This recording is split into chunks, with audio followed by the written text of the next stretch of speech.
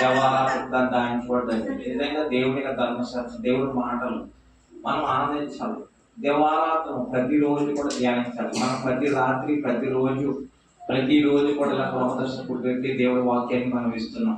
ఎందుకంటే నిజంగా ఈ కుటుంబం వాక్యం అంటే రాదు. జయ కానీ సత్యపై కానీ లేకపోతే కుటుంబస్తులు కానీ మరి బాలాజీ కానీ ఎవరు రాదు. కనీసం సంవత్సరానికి 2 సార్లుగా మనం మాట్లాడితే ఆ మాటల్లో ఏదో ఒక వాక్యం, మన మాటలు కాదు, దేవుడు ఒక మాటలు వాక్యం ఏం చేస్తుందంటే ఏదో పట్టుకుని మన జీవితాన్ని మారుస్తారు.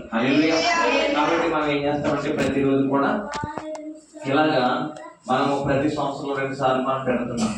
ఇది ఎందుకంటే దేవుని యొక్క ధర్మశాస్త్రం, దేవుని యొక్క మాటలు, దేవుని యొక్క వాక్యము హృదయాన్ని, మనుషుల యొక్క జీవితాన్ని మార్చాలి.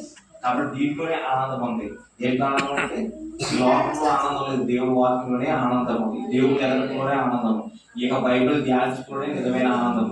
నిజమైన ఆనందం ఒక దేవుని బిడ్డలకు ఎప్పుడు కలుగుతుందంటే దేవుని యొక్క వాక్యము ధ్యానిస్తున్నప్పుడు, ఆ వాక్యానుసారంగా జీవిస్తున్నప్పుడు ఈ లోకంలో ఎక్కడ లేనంత ఆనందము దేవుళ్ళు కలుగుతాడు. అటువంటి కృప దేవుడు ఇస్తాడు. కాబట్టి ఆయన అంటున్నాడు, అతడు చేయిందంతా సఫలం అవుతుంది. నీతి మంతులు చేసేదంతా కూడా సఫలం అవుతుంది. సఫలం మాట కాదు, అతడు అన్నాడు, ఆ ఒరిజిన ఏరన నాటబడిన వాడే